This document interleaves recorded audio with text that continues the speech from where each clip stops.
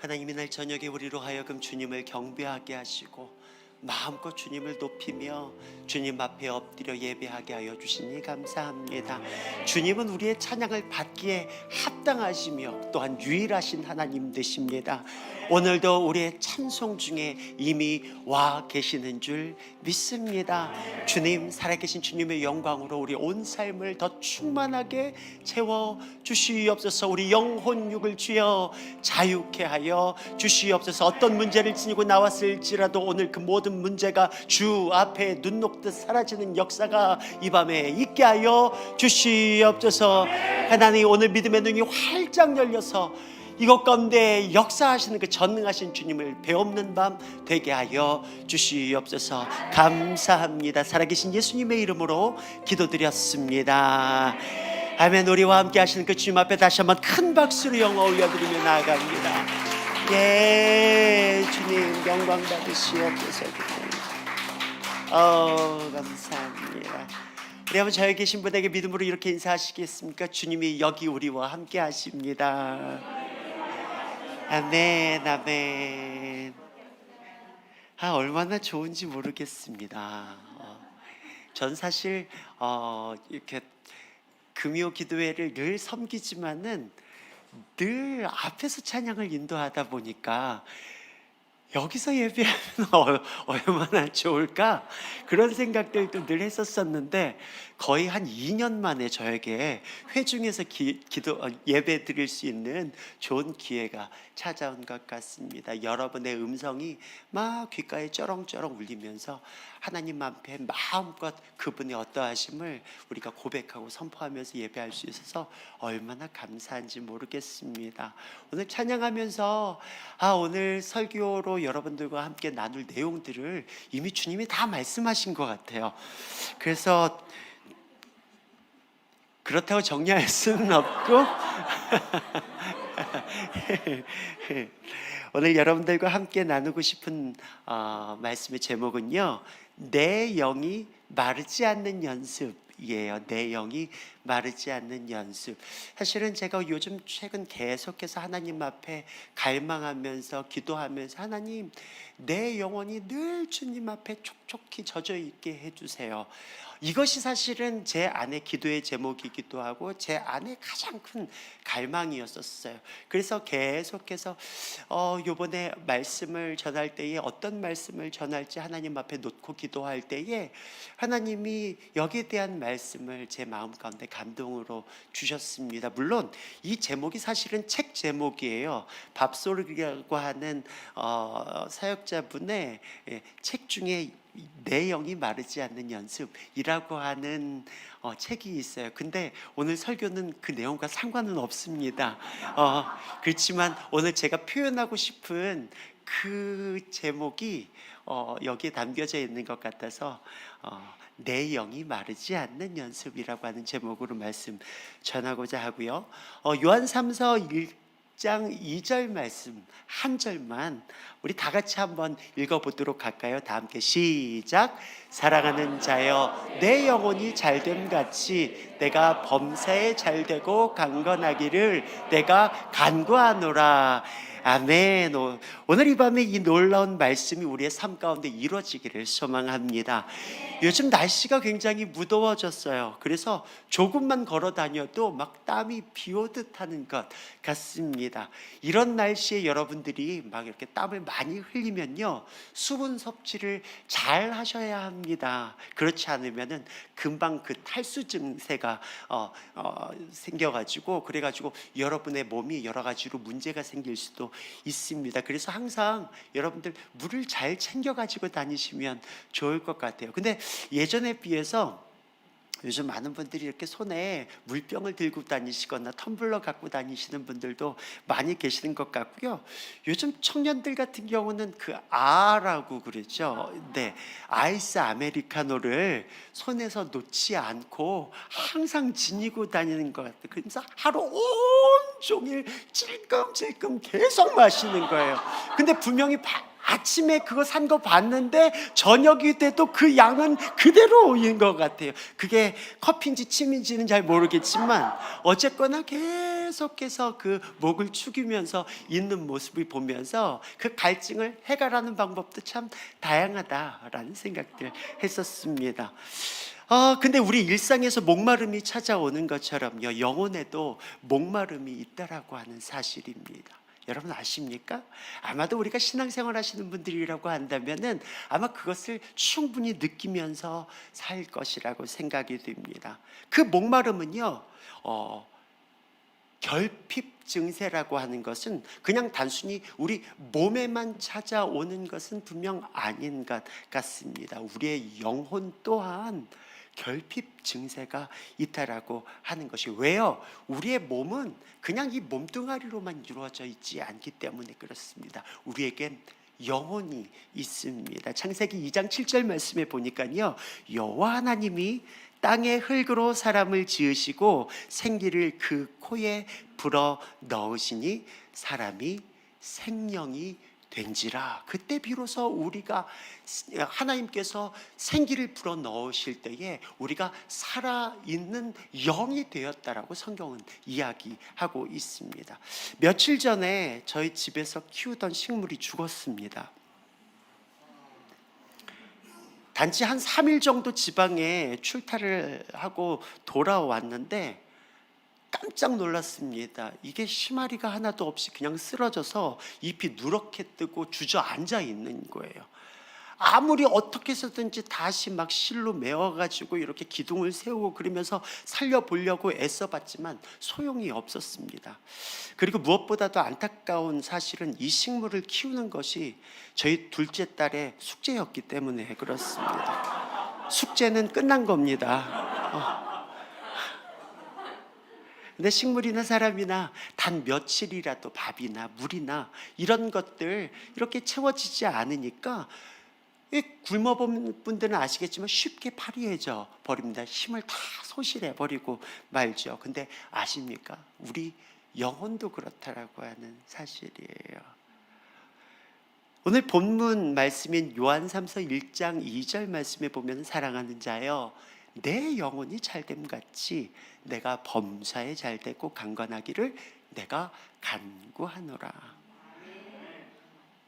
가이오 장로를 향해서 사도 요한이 이 짧은 인사로 이렇게 문안을 하는데, 이 짧은 인사 안에 이 노사도의 그 평생의 엄청난 영적 비밀이 숨겨져 있는 것 같다는 생각을 제가 하게 되었습니다. 내 영혼이 잘 될 때 비로소 범사의 모든 일들이 잘 되고 강건케 되어질 수 있다라고 하는 사실입니다. 여기서 내 영혼이 잘됨 같이 해서 잘 된다라고 하는 뜻은 좋은 길로 이끌다, 잘 인도하다, 옳은 길로 이끌다, 이런 의미를 지니고 있더라고요.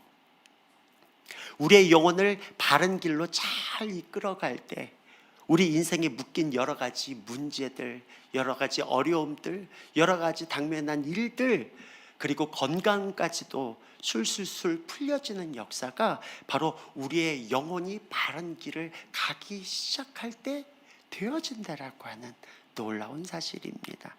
우리는 날마다 하나님 앞에 구하기를 이렇게 구하죠. 하나님, 형통한 삶을 살게 해주세요. 형통한 삶을 살게 해주세요. 우리가 이런 형통한 축복을 구하는데요, 그것이 물질적인 것이든 건강에 대한 것이든 그 모든 것에 근간이 있습니다. 그것은 바로 영혼이 잘 될 때라고 하는 근간이에요. 영혼이 잘 되기 시작할 때, 다시 말해서 내 영이 바른 길로 이끌려가기 시작할 때 다른 모든 것들도 함께 따라오는 놀라운 영적 현상들이 있다라고 하는 것이에요. 이 영적 원리들을 저와 여러분이 오늘 이 밤에 함께 깨달을 수 있었으면 좋겠어요. 그래서 오늘 이날 저녁에는 특별히 이 무더운 여름에 내 영혼을 마르게 하는 것들이 무엇이 있는지 한번 하나하나, 물론 다 살펴볼 수는 없어요. 그렇지만 몇 가지라도 하나하나 살펴보면서 건강한 영혼을 위한 PT, 그 퍼스널 트레이닝을 다시 말해서 내 영혼 관리를 우리가 함께 좀 들어가 볼 수 있으면 어떨까 하는 생각이 드는 것이에요. 그래서 내 영혼을 마르게 하는 것, 어떤 것이 있을까? 제가 기도하면서 하나하나 이렇게 하나님 앞에 물어볼 때에 가장 먼저 떠오른 하나가 있었습니다. 그것은 다름 아니라 조급함과 분주함이라고 하는 거예요. 조급함과 분주함. 오늘 살아가는 우리들이 즐겨 사용하는 표현이 하나가 있어요. 그것은 여러분들도 알게 모르게, 저도 이제 많은 사역자분들과 함께 하다 보면은요, 사역자분들조차도 어느 순간 많은 일들이 막 산적해 있다 보면은 바쁘다 바빠, 정신이 하나도 없네. 혹시 여러분들도 이런 표현들 잘 쓰고 계십니까? 우리가 왜 이러한 삶을 살고 있습니까? 어쩌면 다들 모두가 다 이 사회가 다 그 방향으로 그렇게 살고 있기 때문에 그런 것 아닌가 생각이 되고요. 어떤 면에 있어서는 다들 그렇게 살아가니까 나 혼자만 그렇게 살지 않으면 왠지 뒤처질 것 같은 그런 마음들, 그런 조바심 속에서 나도 모르게 그렇게 동요되는 것 아닌가 하는 생각이 드는 겁니다. 그래서 어떤 분들은 그렇게 살면서도 꼭 매 순간이 살얼음판을 걷는 것과 같은 그런 조마조마함 가운데서 살아가시는 분들이 어쩌면 오늘 이 자리에 오신 분들 가운데도 계실지 모르겠습니다. 쉼 없는 분주함 속에 미처 깨닫지 못했던 소중한 것들. 이거 책의 부제예요. 네. 쉼 없는 분주함 속에 미처 깨닫지 못했던 소중한 것들. 사실은 얼마 전까지 한때 많이 읽혔던 책 중에 여러분 아마 잠깐 나 알아 하는 책의 제목의 부제였었습니다. 삶은 속도가 아니라 방향이다. 삶은 속도가 아니라 방향이다. 조급하고 분주하면 급하게 움직일 수는 우리가 있죠. 하지만 자칫 잘못하면 그 조급함 때문에 내가 어디로 가야 하는지 그 방향을 놓칠 수도 있다라고 하는 거예요. 우리가 그 방향을 놓치게 될 때는요, 우리의 심령이 힘을 잃게 됩니다. 그리고 때로는 메마른 광야에 내가 던져진 것과 같은 그런 경험까지도 우리가 하게 된다라고 하는 것입니다. 제가 지금도 하나님 앞에 모든 일에 맡겨진 일에 충성하려고 부단히 노력하지만 한때에 교회 사역과 선교단체 사역을 병행했었던 때가 있었습니다. 그때는 일주일 중에 쉬는 날이 하루도 없었던 것 같아요. 왜냐하면 주중에는 선교단체 사역을 감당해야 됐고, 그리고 주말 주일에는 교회 사역을 감당해야 했기 때문에 그렇습니다. 그럼에도 불구하고 제 안에 뭔가 탄력받은 것처럼 끊임없이 그 이상의 사역들을 계속 감내하려고 했었던 그런 열정이 제 안에 있었던 것 같습니다. 좋은 모습이었겠죠? 근데 어느 날 밤에 정말 늦은 시간까지 집회를 마치고 집에 돌아왔어요. 그리고서 씻고 잠자리에 들려고 했더니 벌써 새벽녘이 됐더라고요. 그래서 오늘도 참 바삐 지냈다 라는 생각을 하면서 잠자리에 누웠는데 희한하게 잠이 오지 않는 거예요. 그래서 잠이 오지 않을 때는 가끔씩 제가 하나님 앞에 그렇게 질문을 합니다. 하나님, 혹시 제게 하실 말씀이 있으신가요? 근데 뭔가 제 마음 가운데 감동이 주어지는 것 같아요. 그래서 자려고 했었던 침대에서 몸을 일으켜서 제 서재로 갔어요. 그리고 무턱대고 성경을 그냥 폈어요. 여러분 보고 다 이렇게 신앙생활 하라고 말씀하시는 거 아니에요. 그냥 무턱대고 성경을 탁 폈어요. 근데 하필 예레미야 2장 13절 말씀이 나오는 거예요. 그 말씀에 뭐라고 기록하고 있냐면, 내 백성이 두 가지 악을 행하였나니 곧 그들이 생수의 근원되는 나를 버린 것과 스스로 웅덩이를 판 것인데 그것은 그 물을 가두지 못할 터진 웅덩이다. 이 말씀이에요. 칭찬하는 말씀 같죠? 네. 이 말씀을 딱 듣는 순간 저도 모르게 하나님 앞에 이런 반응, 이런 대꾸가 그냥 쉽게 나서, 하나님 왜 그러시죠? 하나님 제가 뭐 잘못했어요? 하나님 제가 오늘 이날 저녁에도 하나님 아시잖아요. 이 늦은 시간까지 다른 데에서 막 놀고 방황하고 그런 사람들 많이 있는데 저 한순간도 놓치지 않고 하나님 앞에서 충성하면서 이 직임 감당하려고 달려왔어요. 근데 뜬금없이 왜 이런 말씀을 저한테 주시는 것이죠? 그런 조금은 약간은 이렇게 뭔가 이렇게 욱하는 마음으로 하나님 앞에 그런 기도가 저도 모르게 터져 나왔던 것 같아요. 근데 뜻밖의 제 하나님의 내적인 음성이 제 마음 가운데 들리는 것 같았어요. 네가 기진하여 쓰러질까 두렵다. 네가 기진하여 쓰러질까 두렵다. 근데 그 하나님의 내적 음성이 제 마음 가운데 들리는 순간 저도 모르게 엉엉 꺼이꺼이 울기 시작했어요.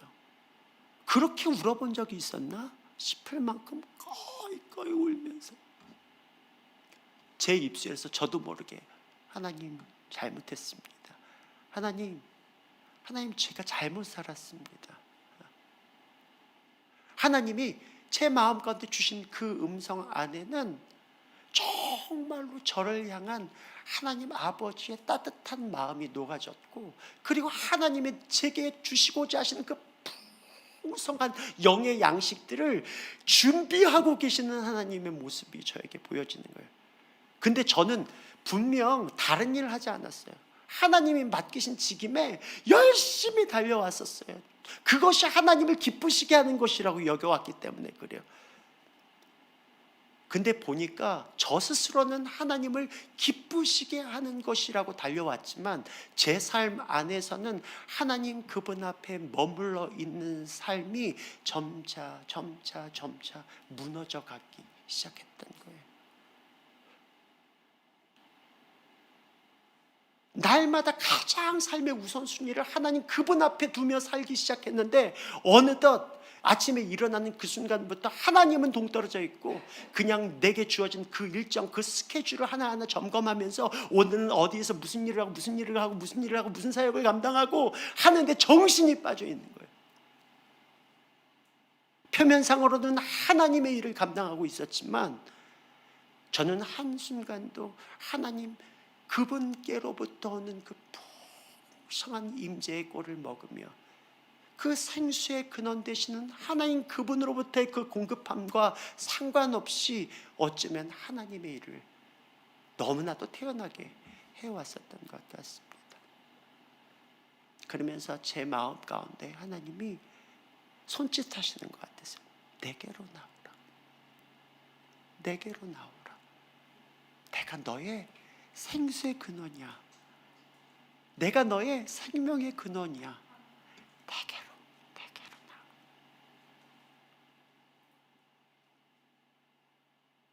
제가 그날 밤에 그 이스라엘이 행했던 그 두 가지 악, 생수를 구하고자 부단히 노력하며 애썼지만 그것은 물을 저축치 못할 그 터진 웅덩이였던 것에 헛수고하는 저의 모습과 다시금 내가 그 샘 근원을 잃었던 나의 모습을 발견하면서 얼마나 회개했는지 모르겠어요.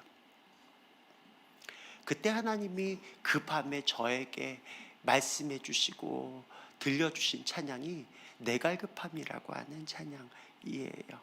여러분들이 아마 아실지 모르겠어요. 내게로 나오라. 오늘 이 밤에도 저와 여러분을 향해서 그렇게 말씀하신다고 믿습니다. 여러분 보고 사역 열심히 하지 말라라고 말씀하시는 것도 아니죠. 우선순위가 있어요. 그것은 다름 아니라 하나님 그분으로부터 그 풍성함을 맛보며 누리며 새 힘을 얻어서 기쁨으로 하나님께서 맡기신 그 직임을 넉넉하게 감당하라고 오늘 이 밤에도 저와 여러분들을 도전하고 계시는 줄 믿습니다. 그분으로부터 오는 공급함 없이는 우리는 하나님이 맡기신 그 놀라운 사명 감당할 재간이 없다라고 하는 것이에요. 오늘 이 밤에 저와 여러분들을 향하여서 주님께서 내게로 나오라, 내게로 나오라.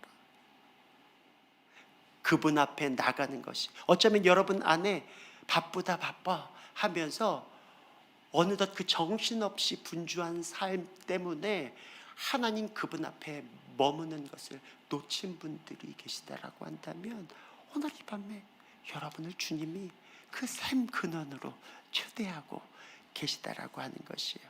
잠언 21장 5절 말씀에 보니까요, 부지런한 자의 경영은 풍부함에 이를 것이나 조급한 자는 궁핍함에 이를 따름이니라. 여러분, 부지런한 것과 조급한 것과는 완전히 달라요. 여러분, 성경에서 보면 조급함은 불신앙인 것입니다.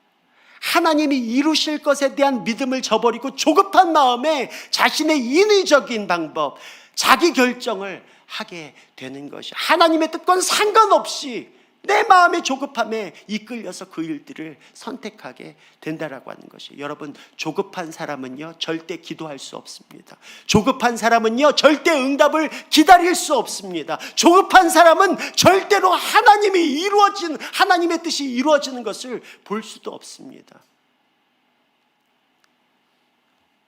그래서 리차드 포스터는 조급함은 마귀적인 것이 아니라 마귀다라고 이야기하고 있어요. 우리의 삶 가운데 뭐 때문에 그렇게 조급해서 쫓겨다니면서 살고 계십니까? 혹시 여러분 안에 목사님 사정이 있잖아요. 다들 그렇게 바삐 살지 않으면요 전 낙오돼요.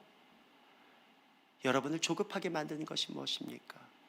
혹시 실직이십니까? 여러분에게 주어진 어떤 시련입니까? 어느덧 내 나이가 이렇게 찼어요. 어쩌면 여러분을 조급하게 만든 결혼입니까? 학위나 자격증입니까? 남들보다 뒤처졌다라고 여겨지는 그 어떤 것입니까?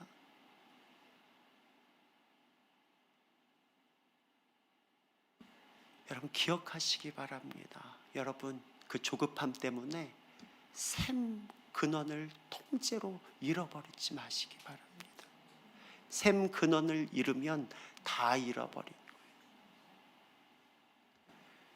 내 영을 마르게 하는 두 번째 것 여러분들에게 말씀드린다고 한다면 그것은 마음의 상처와 질병이라고 말씀드리고 싶어요.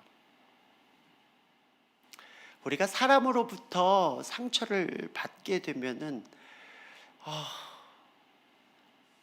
예배가 잘 되죠. 그 상처 때문에 주님께 더 가까이 나가게 되죠. 우리가 상처를 받게 되면 예배해야 되는 줄 알면서도 예배가 잘 안 돼요. 성경에서도 예수님이 꼭 그 사실을 아시는 것 같아요. 마태복음 5장 23절 24절 말씀에 보면 그러므로 예물을 제단에 드리려다가 거기서 내 형제에게 원망 들을 만한 일이 있는 것이 생각나거든 예물을 제단 앞에 두고 먼저 가서 형제와 화목하고 그 후에 와서 예물을 드리라 말씀하고 있어요. 이 말은 형제와 화목하는 것이 예배보다 더 중요하다, 그것이 우선순위다, 이 말 하는 거 아니죠. 무엇입니까? 예수님이 우리를 잘 아신다라고 하는 말씀입니다. 우리가 형제와 어려움이 있고 갈등이 있고 상처가 있고 속상함이 있으면 하나님 앞에 예배하려고 나왔는데도 불구하고 내 생각은, 내 마음은 다른 데가 있다라고 하는 걸 예수님이 잘 아시는 거예요. 우리의 마음의 연약함을 아시는 그 하나님. 한국 사회처럼 복잡한 사연을 가진 사람들이 좁은 땅덩어리에서 함께 살다 보면은요 상처를 피할 수가 없어요. 그렇죠? 우리가 살아가는 삶은 갈수록 까다롭고 복잡해져 갑니다. 급속한 변화 때문에 사람들은 심한 불안감을 느끼게 됩니다. 정서장애를 호소하는 사람들이 눈에 띄게 점점 많아지는 것들을 보게 돼요. 우울 증세가 꼭 집단적 문화 현상처럼 보이기까지 합니다. 여러분 아시는 바와 같이 한국은 특별히 스트레스 지수가 매우 높은 사회예요. 그래서 역기능적 사회 현상들이 현저하게 여기저기에서 나타납니다. 다시 말해서 상처를 주고받기에 좋은 환경이라고 하는 뜻입니다. 타인들로부터 상처를 받기도 하고 상처를 주기도 하는 것이죠. 근데 상처가 있는 사람들의 특징이 있다고 한다면 예민하다라는 거예요. 예민해. 상처 입은 영혼의 치유라는 컬럼이 있어요. 제가 거기 살펴보다 보니까 상처에서 빠져나올 수 있는 방법은 지나친 자기 연민에서 벗어나야 한다라고 하는 거예요. 자기 자신에게만 집착하고 몰입하게 되면 나의 아픔밖에 보이지 않는다라고 하는 거예요. 물론 그렇다고 상처를 무작정 회피하라고 하는 말은 아니다. 상처가 있으면 통증을 느끼는 것이 당연하다라고 이야기하고 있어요. 자신의 상처와 아픔을 인정하고 그것을 치유하기 위해서 주님 앞으로 그 상처마저 가지고 나아가는 것, 사실 그것이 참 쉽지는 않아요. 그것이 감정적으로 쉽지 않아요. 때로는 우리가 의지적으로 선택하며 나가는데 그 또한 쉽지는 않습니다. 그렇지만 그렇게 할 때 사실 소망이 있습니다. 우리가 흔히 부르는 찬양 중에 여러분 주께 가오니라고 하는 찬양이 있어요. 그 찬양의 가사에 보면은 주께 가오니 날 새롭게 하소서, 주의 은혜를 부어주소서, 내 안에 발견한 나의 연약함 모두 벗어지리라 주의 사랑으로. 주 사랑 나를 붙드시고 주 곁에 날 이끄소서. 독수리 날개쳐 올라가듯 나 주님과 함께 일어나 걸으리 주의 사랑 안에. 이 찬양의 가사처럼 주께 나아갈 때 비로소 우리의 삶이 새로워지는 그 은혜를 경험할 수 있게 되는 것입니다. 내 안에 무슨 연약함이 있는지도 그것을 직시할 수 있는 눈이 열려지게 되는 것이죠. 그리고 그 주님의 사랑이 나의 그 연약함의 자리에 찾아오셔서 내 연약한 무릎을 일으켜 세워주시는 은혜를 경험하게 될 줄 믿습니다. 죽음도 저지할 수 없었던 그리스도의 사랑이 나의 삶에 부어지기 시작할 때에 그 사랑이 내 영혼을 살리신다라고 하는 것이에요. 어떠한 뼈아픈 상처를 지니고 있다 할지라도 그리스도의 사랑이 덮일 때 거기에 회복이 있는 것입니다. 목사인 저 같은 경우 상처를 잘 안 받겠죠. 네, 늘 주님의 얼굴을 배웁고 살고 말씀 가운데 거하고 늘 기도하면서, 그리고 무엇보다 늘 찬양을 인도하다 보면 목사님 무슨 목사님에게 상처 같은 게 어디 있겠어요? 있어요. 네, 찾아옵니다. 뜻밖의 상황 찾아옵니다. 때로는 막 제가 예배를 섬겨야 할 그 상황 안에서도 그 어떤 어려움들이 찾아올 때도 있어요. 그럴 때는 제가 하나님 저 오늘 예배 섬겨야 되는데 어떡하죠? 제 마음이 너무 상했어요. 하나님 어찌할 바를 모르겠어요. 그럴 때 제가 다른 선택하지 않고 항상 저 스스로가 혼자 하나님 앞에 독대할 수 있는 골방으로 저를 몰아 넣습니다. 때로는 막 분주한 상황인데도 불구하고 그 분주함 속에 저를 그냥 방임해 두지 아니하고 그 홀로 하나님 앞에 저를 그냥 몰아가는 거예요. 그리고선 오로지 하나님 한 분께만 이렇게 시야를 좁혀가지고 그분 앞에 하나님 내가 지금 이런 상황입니다. 하나님께서 맡기신 그것들 제가 감당해야 되는데 하나님 저 사실은 힘이 없어요. 어떻게 하면 좋아요? 근데 하나님께서는 언제나 그렇듯이 하나님 그분께 문을 두드리는 하나님의 사람들에게 항상 찾아오신다라고 하는 거예요. 여러분, 이 믿음을 놓치지 마시기 바라요. 전 최근에도 그렇게 하나님 앞에서, 하나님 어떡하죠? 제가 이 상태로 하나님 앞에 어떻게 예배하죠? 그럴 때 하나님이 늘상 익숙했었던 시편 23편 6절 말씀을 저한테 주시면서 내 평생의 선하심과 인자하심이 반드시 나를 따르리니 내가 여호와의 집에 영원히 살리로다. 이 말씀을 갑자기 주시는 거예요. 근데 이 말씀이 저한테 한 번도 위로가 되거나 그랬던 적 없었는데 갑자기 내가 뭔데 하나님이 내 평생토록 주님의 선하심과 인자하심이 나를 졸졸 따라다닌다고? 이 말씀이 저한테 그냥 항상 주님이 꼭 날개 그늘 아래 보호해 주시는 것처럼 그렇게 다가오는 거예요. 아, 그래서 다윗이 경험했었던 그 여호와 하나님을 나의 목자라고 표현했구나. 그게 제 마음 가운데 레마 말씀으로 꽝 와닿는 거예요. 그리고 예배 들어가기 그 짧은 한 30분 정도밖에 되지 않는 시간 안에 그 말씀이 내 입에서 찬양으로 고백되어지기 시작했어요. 그 찬양이 여러분 우리 예배 때도 많이 불렀던 주의 선하심과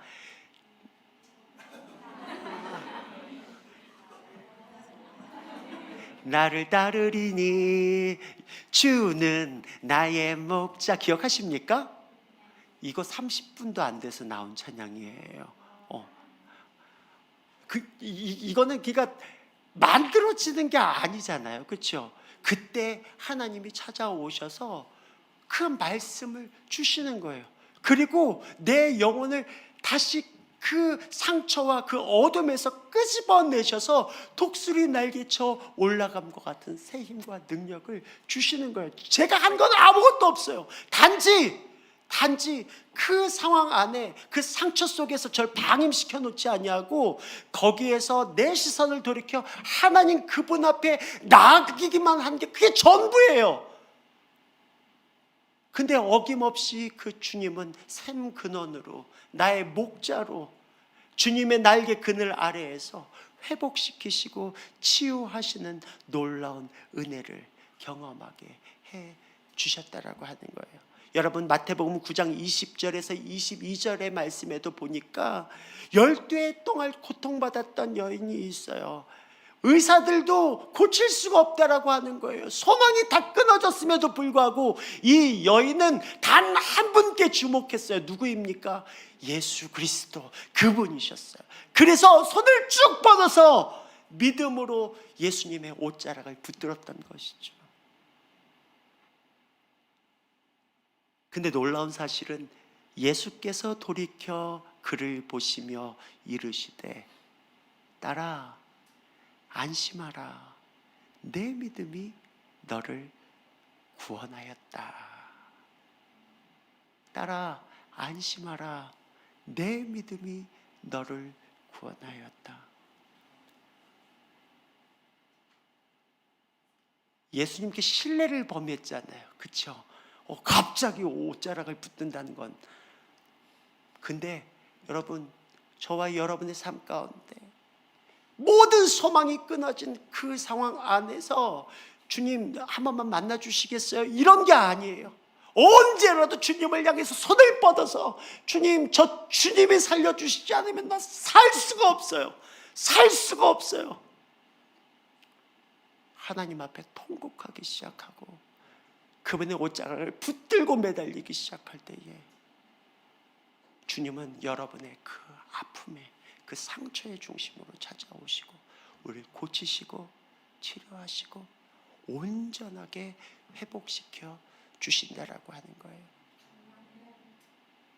저와 여러분 안에 오늘 이 밤에 그런 믿음이 있었으면 좋겠다는 생각이 듭니다.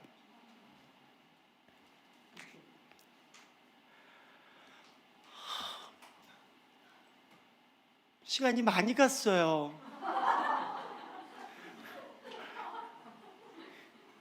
제가 준비한 말씀을 반밖에 나누지 못했는데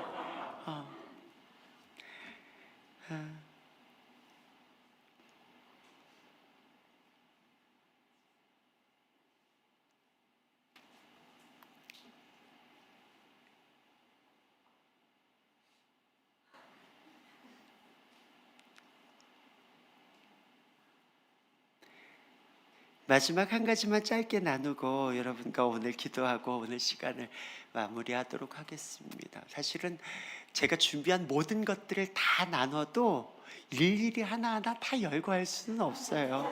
그렇죠? 오늘은 여러분 나는 두 가지만 먼저 기억하시고요. 저는 왜 말씀을 준비할 때 이렇게 욕심을 부리는지 모르겠어요.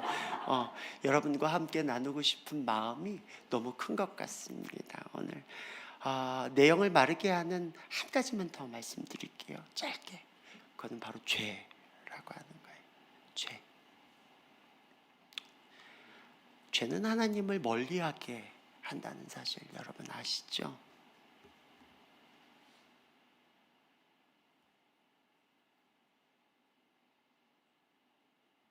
시편 51편 말씀에 다윗이 회개의 시가 등장합니다.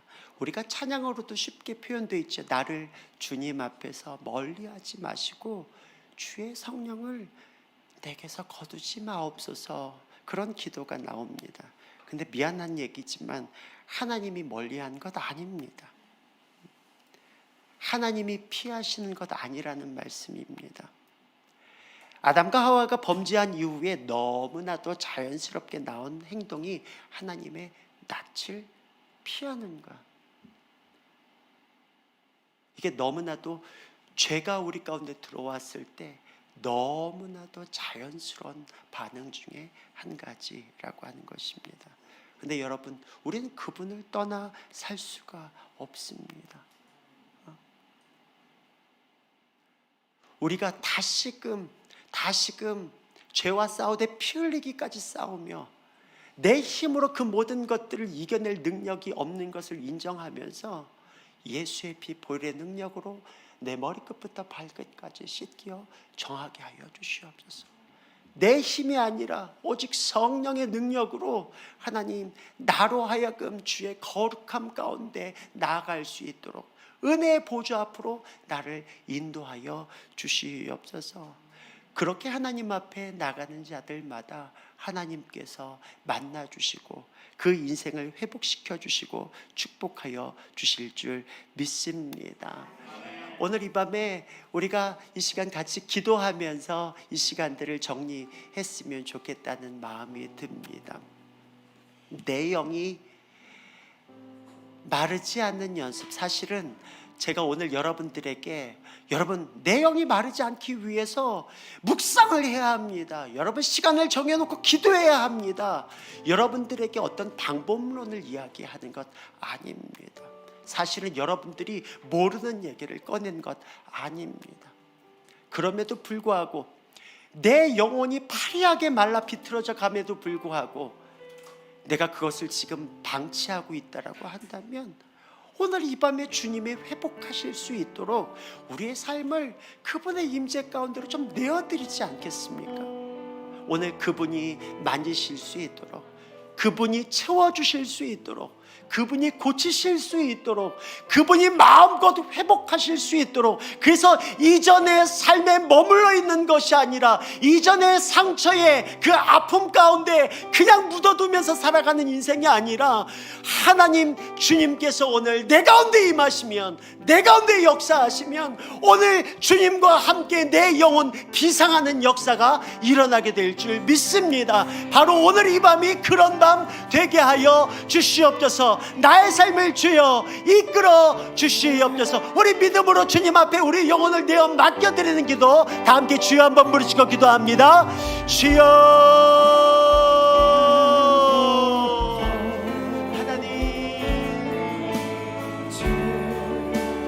하나님 오늘 이 밤에 우리의 삶 가운데 주의 성령의 충만함으로 인도하여 주시기를 간절히 날마다 넘어집니다. 날마다 쓰러집니다. 그런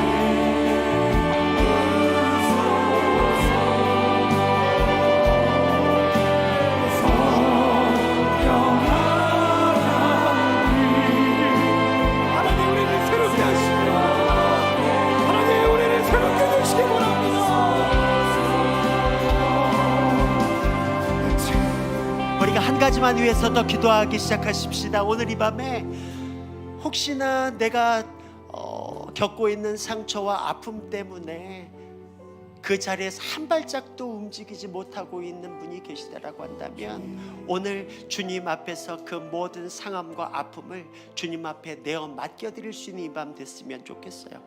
그래서 더 이상 그것을 내가 해결하려고, 아니 나에게 계속해서 나를 주목하는 그 모든 시선에서 하나님, 주님이 하셔야 합니다. 주님 앞에 시선을 돌리는 이 시간이 됐으면 좋겠어요. 그래서 하나님, 혹시나 내 안에 어떤 문제가 있습니까? 혹시나 내 연약함이 있다면 하나님 그것을 직시하게 하여 주시고, 하나님 혹시나 내가 누군가를 상처 주는 자리에 있었다라고 한다면 하나님 오늘 나의 삶을 변화시키시고 새롭게 하여 주셔서 하나님의 쓰시기에 합당한 그릇으로 다시금 준비시켜 주시는 바로 이 밤 되게 하여 주시옵소서. 우리를 회복하시고 치유하실 그 주님 앞에 우리 다 함께 주여 한번 간절히 부르시고 기도하십시다. 주여,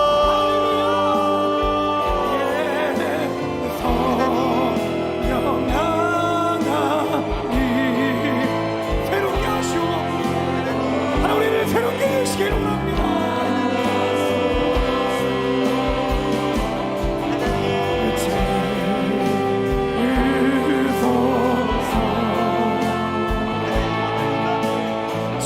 주님이 찾아가 주시고 치료하여 주시며 손 내밀어 주님을 만지게 하여 주시옵소서. 손 내밀어 주님을 만지게 하여 주시옵소서. 오늘 이 밤에 손 내밀어 손을 뻗어 신임을 붙들게 하여 주시옵소서. 세우소서.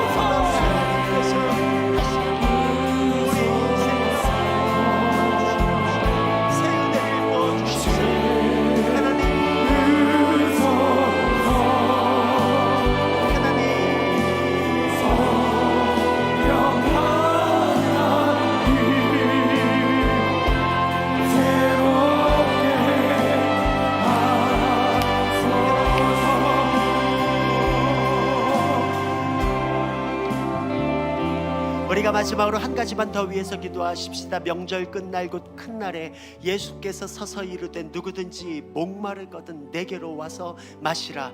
나를 믿는 자는 성경의 이름과 같이 그 배에서 생수의 강이 흘러나오리라. 이 시간 우리가 주님 앞에 성령의 충만함을 구했으면 좋겠어요. 주님, 오늘 이 밤에 내 배에서 생수의 강이 터져 나오게 하여 주시옵소서. 그치지 않는, 마르지 않는 샘물이 바로 성령이 내 안에서 역사하여 주시사 더 이상 갈급하여서 주님 아닌 다른 것 찾아 헤매는 인생 되지 않게 오늘 이 밤에 주의 성령의 충만함으로 채워달라고 우리 마지막으로 주여 한번 간절히 부르시고 기도하십시다. 주여,